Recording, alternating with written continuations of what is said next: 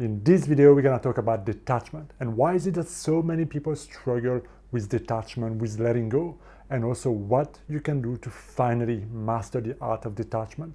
But first, let's talk about why is it so important to master, to understand detachment. Well, you see, the number one challenge that most people face when it comes to achieving a goal, manifesting a desire, or solving a situation that you're struggling in is being too attached to the outcome, meaning you put too much pressure, too much significance and importance on achieving the things, on getting that outcome done. And because there is too much importance on the goal, on the desire, on the outcome, you get anxious, you get worried, it creates doubt, stress, it creates that state of mind that is agitated, that makes you underperform, because the more you try, the more needy you appear and the harder it is to perform. You're probably already being in a situation where you really want to nail a test, and you get there, you study hard, you put too much pressure on yourself, and you get there and you go blank, right? Or you go for a job interview and you overstress. You really have to get it. And then what happens, right? You want to do a super amazing presentation at work and you spend so much time all night working on every detail of the PowerPoint, and then what happens the next morning? So when you care too much on the outcome, it doesn't matter the goal, it doesn't matter if it's personal, professional, or relationship, too much importance on the goal creates anxiety, creates a state of mind that affects how you perform. It affects your energy, it makes you obsessive, it creates procrastination, it creates all those things that ends up preventing and often even creating or achieving the opposite of what we want. And this is why detachment is so important, because detachment is about letting go of that need, of that despair, of that I have to have it, that neediness. Yeah? So that you can start to go back into a state of mind where you feel confident, where you feel aligned, when you do what you need to do here and now to get in a direction of what you want to create and achieve, without having all your self-worth, all your happiness, all your life dependent on someone, something, sometimes that outcome happening or not. So detachment gives you basically the permission to be happy now, whether that things happen or not. And this is when things tend to happen the most naturally, because we can all recall so many situations, another interview, a job interview, or a test, or a presentation. If we take the same old example where you didn't really care whether you did well or not, you prepared, maybe you half prepared, and you went there and you just went yourself and you did your best. And if you compare the outcome and if you compare what happens at the end, often when you care the less, when you're under prepared and so on, this is usually when people perform the best. Why is that? Because in those moments when they're carefree, they just allow themselves to be, they just allow themselves to do their best, and it just flows and something happens. Now, this is not 100% thing. Sure, you can be underprepared and fail miserably, but generally there is a pattern. And the pattern is that when you put too much importance, when you're too attached to the outcome, this is when people struggle. So why is it so hard to detach? Well, it's because of the emotional meaning that you attach to the outcome. And this is often a hidden byproduct of what you want. You see, of course, you want what you want. There's a desire, a goal, a job, something you want to create and achieve, right? So you know why you want it, because it would add something to your life. But what it will really do for you subconsciously is the feeling you will get from getting that thing, having that outcome, solving that situation that's been bothering you, right? And because we really want that feeling, the more attached you are to that outcome, the less you get that feeling now, and so the more you chase. It's like a hamster wheel, right? The more you chase, because down the mind, all that the mind can perceive is the lack of that state. And so this is what creates even more pressure, even more need to be perfect and avoid mistake, and all these type of things that can happen in that state of lack and scarcity and stress. So what does that really mean? So if we break it down, take any goal that is important to you right now, any goal where you may have a lot of significance, a lot of like, I need to have it. Ask yourself, if I reach that goal, if I had it now, how would it make me feel? And if you just connect to that feeling for a moment, that's what you are really after, that emotional byproduct of the experience. And so, because the mind doesn't know how to get it apart from that goal or that situation, that thing you want to create, you're in a state of lack. Your energy, how you think, what you perceive around you, what you create, the story you create in your mind appears from a state that I need to have it because so much depends on it. And we are emotional beings. And so the mind is always projecting what we lack on something, someone, sometimes, someplace.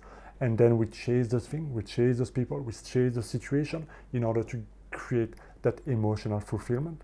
And this is why so many people struggle with detachment. For example, I had a client, right?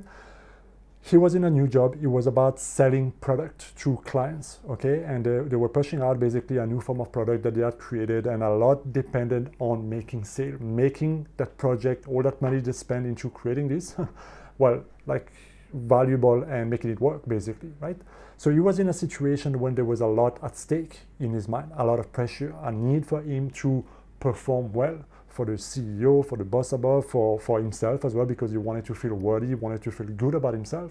And so everything felt like pressure. He was stressed out, he was anxious, he was overthinking everything, he was struggling, trying to control the little details in the presentation and the preparation with the client, and trying so hard to get the client on board and all these type of things. He was miserable. He was in a state of mind that was constantly exhausted, because he was spending so much time trying to appear a certain way and control the narrative of everybody and so on, that he was actually missing the whole point, and everything started to be stacked against him. Because when the client could smell his neediness, or could, it just tends to happen in that way, right? When you try so hard, everything becomes harder.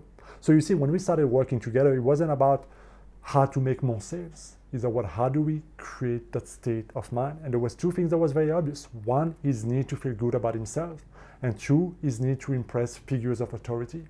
So those are the two things we needed to work on in his state of mind, to create the right state of mind that will allow him to perform with the ability he already had. Right? So it wasn't about bridging the gap and learning skills and ability. He already had what he needed, but he didn't have the right state of mind. So we practice on stopping the thoughts, the crazy thought that he had, the crazy story, the importance he was placing on the goal and the client and the meetings and the presentation, and refocusing on how do I need to start thinking, how do I need to start seeing this thing. If I felt good about myself, if I felt confident, how would I feel differently? How would I go to work? How would I go to the meeting? How would I go to the presentation? How would I talk to my client differently? And we looked at that need that he had to get approval from authority. So basically, we changed his state of mind. We changed his relationship to himself to create a state where he wasn't dependent on getting that sale, getting that project off the rail and making it successful. It was about him feeling good here and now, embodying that state that he wanted from the goal. And when he started to do that, he started to relax more, he started to flow more, he started to care less about what the CEO is going to do, about the presentation, about this, about that, about the sale, and everything started to become easier. Now, that doesn't mean that you achieve the outcome or not, because then there's still a lot of things about doing, about providing value and so on, but you can see that just that state of mind shift created a tremendous amount of quality of life value.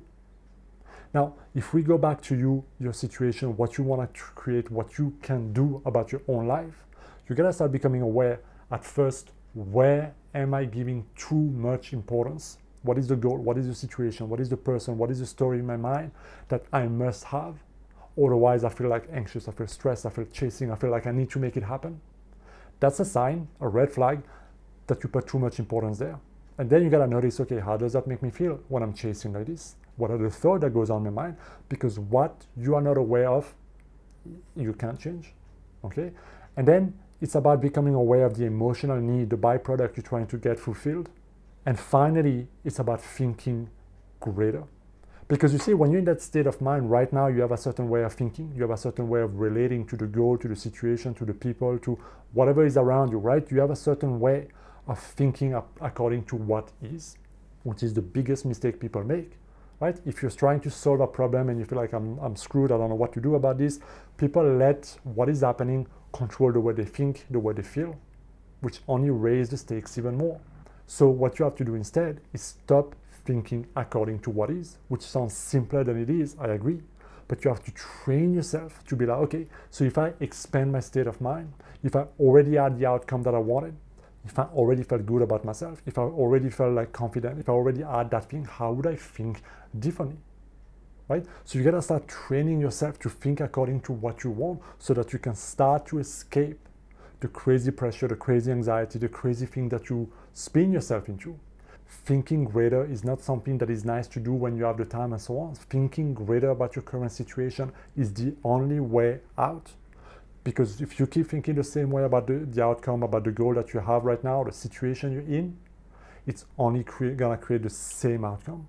So you gotta ask yourself, okay, this is about re-engineering the way you think about the situation, the perception that you created that led you exactly where you are, in the neediness, in the chasing, in the anxiety, and realize that if this way of thinking was working, it would have worked already.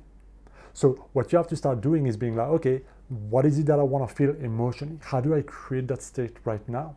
That will give you a clue about what do I need to start thinking? What is the perception? This is why visualization, mentally rehearsing yourself, seeing yourself having, doing, being what you want is so important. Because when you create that state of fulfillment, the state of wholeness, there is no lack. Like, understand this, when you feel the thing that you want to feel from the byproduct of the experience, you don't chase it anymore. And that's what allows you to perform freely, to go back in the flow, to go back in alignment in the present moment, to think, to show up, to take action, to do what's needed, to go forward without being so dependent on what is going to happen or not and so on, but to just focus on what you're doing here now, and then you trust that everything else is going to be taken care of. And that's often called the path of least resistance. So if you want to master detachment, this is what you have to do. It's pretty simple, but it requires a lot of effort in the beginning because it's always about retraining the way you think and starting to condition yourself emotionally to think and feel greater. And guys, if you're struggling right now, you don't know how to bridge the gap from where you are to where you want to be, you can book a one-on-one coaching session with me. The link is down in the description, and together we can create a new state of mind. We can create a new energy that will align yourself to create the life that you want. The link is down in the description, guys. I will see you next time. Hit that subscribe button. Be well.